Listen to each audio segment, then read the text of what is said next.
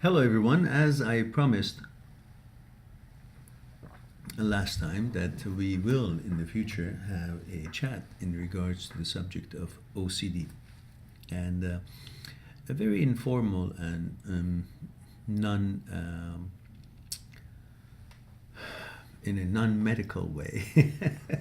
I would like to share with you some of the opinions that I have and some of the experiences that I have come across and realized in regards to OCD and how this obsessive compulsive disorder um, gets a chance to get a hold of us. And I'm sure we all have experienced it in one way or another in our either childhood um, or young adult as a young adult, or presently at the moment, or if we haven't, we may in the future. Most of these sort of conditions, which are it varies, its behavior varies depending on how we are wired and what triggers it. But most of them are stemming from the fear of losing something wonderful that we may be enjoying. For example, for children, it usually could have a root in their belief of their love for their parents and their worry about losing their parents, or worry about losing the wonderful life that they have. You know, they have good food, they go to school, they come back, they have fun, and they become very protective of that enjoyment of what their life has offered them, and they become rather careful or worried about losing it. And they of course see their parents to be the roots of all these comforts, and they love their parents, and they become fearful of losing their parents, and they become fearful of losing their happiness, and they become fearful of losing their comfort zones and so on. And most often these are enough to trigger a certain kind of a superstitious in them, because they find themselves of no strength or no ability to secure and assure themselves of the continuation of this wonderful setup that they have: mom and dad, uh, school and fun and food and comfort and all the good things that makes them feel secure and happy, becomes the reason for their superstitious, because they're afraid of losing it. So what do? Well, there is nothing intelligent about it at that age, and they really feel they have no way of intelligently or sufficiently somehow securing the continuation of these goodies.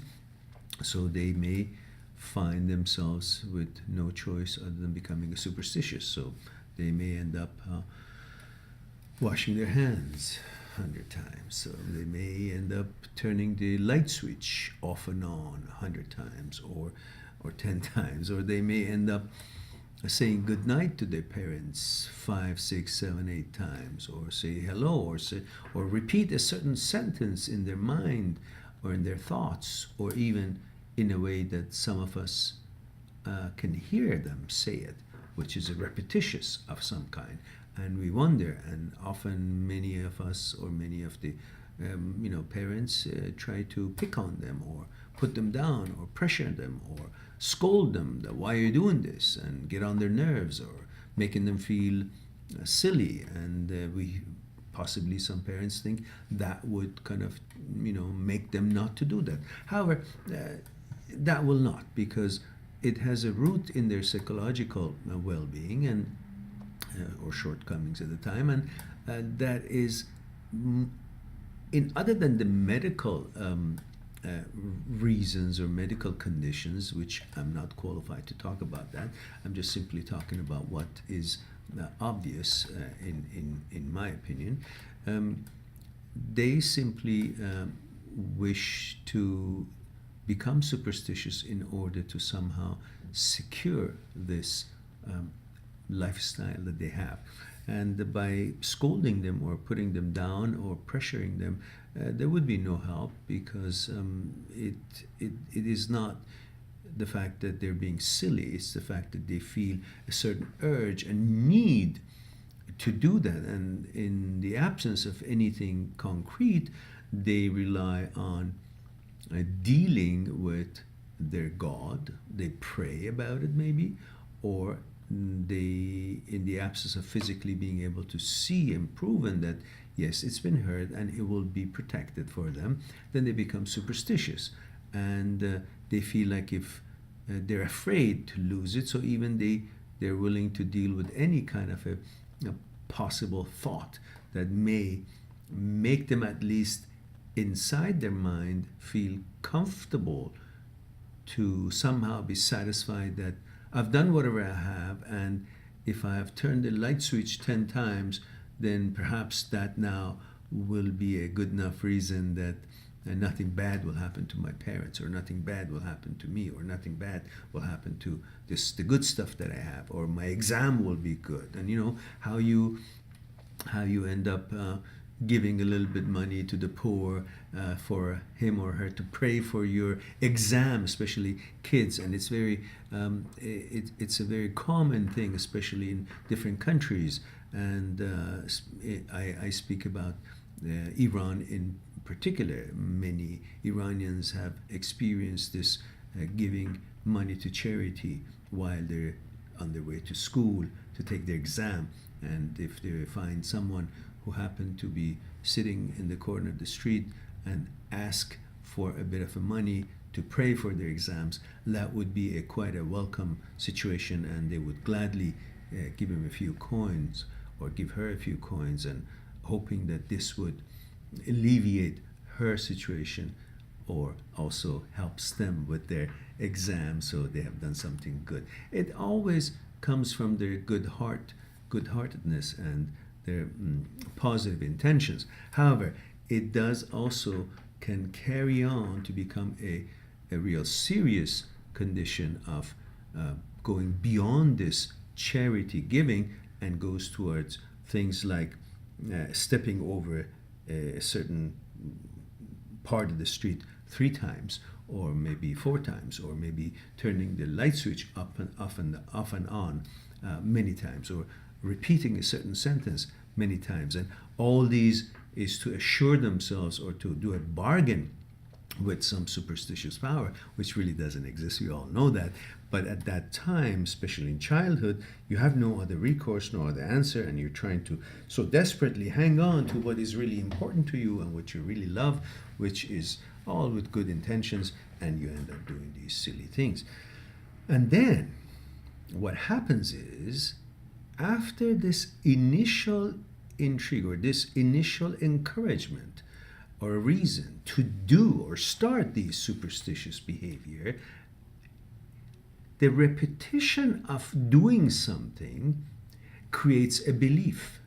So in other words, when we do something, let's say turn the switch on and off 3 times, or say a certain sentence a few times, or wash our hands God knows how many times, and nothing bad happens that day, then suddenly we are conditioning ourselves that if we do this, nothing bad happens, because when we did it, nothing bad happened that day, or for a while, nothing bad happened. So we attribute the fact that nothing bad went wrong, nobody got sick, parents are okay, everybody is safe, my exam went well, or whatever other good stuff that hung around and nothing bad happened, we attribute it to the fact that we turned the light switch 3 times or 4 times, or we walked over a certain block of a stone 4 or 5 times when we were on our way to school, or we washed our hands 10 times, or we repeated a certain sentence 5 times, or we looked around a few times more than necessary. Pretty much this whole behavior gives the child a reason to think that these actions, as silly as they may be, are not silly anymore, and they are responsible, and they have attributed to the good stuff that has happened and the fact that nothing bad happened. And so then you get conditioned and you now justify doing it, when at the beginning it wasn't it was something you end up doing out of fear, out of some need to assure yourself of this fortune that you have and everybody to be fine, all good intentions, then when you keep doing it, you condition yourself and attribute the fact that nothing bad happened to the silly stuff that we're doing, and then suddenly it becomes an important thing to do to make sure nothing bad happens, because seems like as far as for now nothing bad happened while I've done these silly thing, the OCD stuff. So again, the repetitious of something creates a belief, and once the belief is created, then it becomes stronger and stronger, and then it becomes a habit. Once it has become a habit, then it's very tough to get rid of, because now it has become a habit. Second, it has become a superstitious. Fourth, we have attributed all the good things and all the bad things that didn't happen and all the good things that did happen to these silly actions that we do. So now we have a bunch of reasons to make ourselves feel that, well, it doesn't hurt anybody, so might as well I keep doing it. And the more we do it, the stronger the desire of doing becomes, and the stronger we believe in continuation of doing this thing, and the OCD becomes a real problem. It is no longer a superstitious, it is legitimately makes us feel that it's good for something, but God knows we can simply analyze and logically decide that if that was the case, that by turning the switch on and off a few times, or saying a certain sentence a number of times, or looking around off the same point a few times, or I don't know, turning around ourselves, or doing a somersault or whatever, if all these would have caused nothing bad happen, or were responsible for something good that has happened to us, then for God's sake, I mean, wouldn't you think we would all sit at home and just keep doing this stuff and hope our bank would be full of money and business will come our way, and the whole thing would end up being the voodoo era. So if we can really think about this, we realize that none of that really helps with any situation in life, whether good or bad. It has no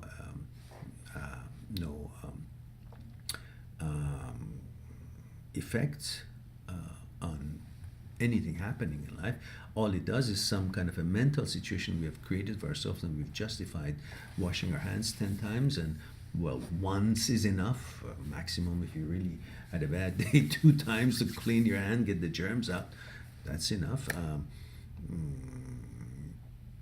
But there's no need to do anything more. But somehow we start ending up cleaning our hands with antibacterial wipe or an alcohol, and then we use more alcohol because now it's created a habit, and we have justified it because when we cleaned our hand with the alcohol once, nothing bad happened that day, so we now think because we did that, nothing bad happened, so now next time we do more of it, and then we do more of it, and before we know it, we're ready to vomit because of the smell of this thing, and we justify all of that, and we keep doing it because now it has become a habit. It has given itself to a certain value because we attribute nothing bad happening because of all this. We didn't get sick, and we think with germs are all over. And these are all things that we condition. But we are human beings. We already have a mechanism to kill bacteria and simple things, and no need to do any of these alcohol or wipes or antibacterial wipes or washing 10 times, just 1 or 2 times. Good soap is perfect, and also gives our body enough practice to withstand the bacteria and so on, and it becomes stronger. But if you keep killing all these weak bacteria that they don't do any harm by alcohol and antibacterial wipe, and they become stronger, and then we will have a bigger challenge in our hand, and kind of reduces the strength of our immune systems to combat these little simple things that our skins are already equipped with ways of killing these bacteria, and no need to go overboard and do all these things. But these are all, I think, stems from our interest in our comfort zones, in the blessings that we have, and we love our life so much. We're good people, most of us, and we tend to think that we got to keep doing this in order to assure the continuation of our fortune, of our comfort, and so on. But believe me, no need for that. We all have had one way, one kind or another of it, including myself at one time. And it all is triggered because of a fear of some kind, a fear of the health of your children, fear of the health of your spouse, your parents, your own fears of your own well-being. But if we analyze it logically and try and have a strong pondering on it, we'll find a way to break away from it and realize that before we got into these habits, we never had these habits and nothing ever happened. So what happened then? We were even younger and smaller, and our immune system maybe wasn't even as strong, but nothing happened to us, and we never did wash our hands so many times or flick the switch up and down so much, or we never used alcohol and so on. So how do we explain that, the fact that nothing happened then? So why is it that suddenly we think that we need to do it in order to be healthy, or everything good happened to us, or nothing bad happens? It's all irrelevant. It's all something we've created in here, and just as we have created here, we can undo it. So we can start by, instead of doing 3 times up and down the light switch, we do it 2 times, or 1 less. And instead of washing our hands 10 times, we do it 3 times, or a little bit less. Instead of the alcohol using so much, we just do 1 small wipe. And later on, we switch the alcohol to antibacterial. That's easier on the skin.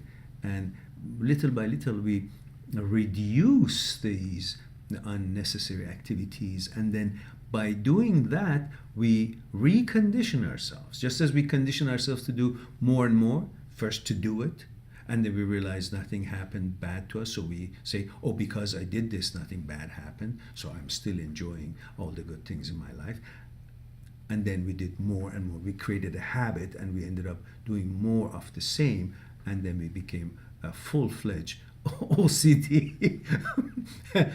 Now we can do it reverse. We take a little bit off, and we say, okay, if 2 times is enough, why do I do 3 times? So we do 2 times and we see, well, nothing bad happened. We didn't get sick, and nobody lost their lives, or nothing bad happened. So then we say, okay, then 2 is enough. Then if we clean our hand with alcohol so much, we do a little bit less, and we wait and say, oh, nothing happened, so that's good enough. Then for a while we do that, and then we reduce that even, and then we'll wait and see, oh, nothing happened, everything is still the same, I'm still enjoying my lifestyle, everything is good, everybody's safe, my loved ones are okay. So again, there was no harm to do less. Obviously, it looks like I'm on the right track.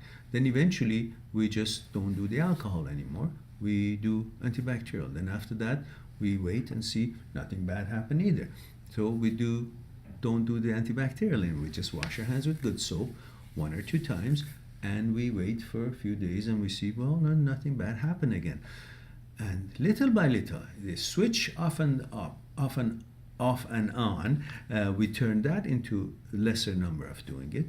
If we keep looking around 5 million times, and we do less than that, and then we wait and see, nothing bad happens. So we reprogram ourselves to understand that none of the fortune or misfortune of our life has anything to do with how many times we turn the light switch off and on, or how many times we wash our hands with alcohol, or how many times we look at one subject or object around, and then we realize that we're wasting our time, and it is best to just be as we are designed to be. Wash our hands enough, just once or 2 times, and then look at where we're going, focus on what we're doing, turn the light on if you want it on, turn the light off if you want it off, and that's it.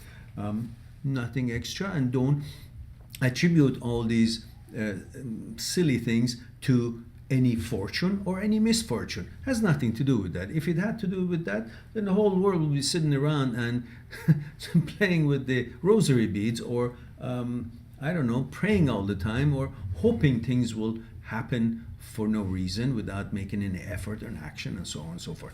So therefore, then we will stop being superstitious, and our life becomes a little bit more of quality rather than wasting our day and focusing on things that are never there or never happens or has nothing to do with anything good or bad in our life, but we just have created that habit and belief. By keep doing it, we've created a belief, and now it's time for us to be realistic and free ourselves and enjoy life the way it was meant to be for us. That's basically a short explanation of this, and hopefully maybe we can speak a little bit more about it. In case if you have any comments, let me know, as we all may need to reprogram ourselves from time to time and push the reset button. Have a wonderful evening. It was lovely to talk to you again, and we'll have other subjects to talk. So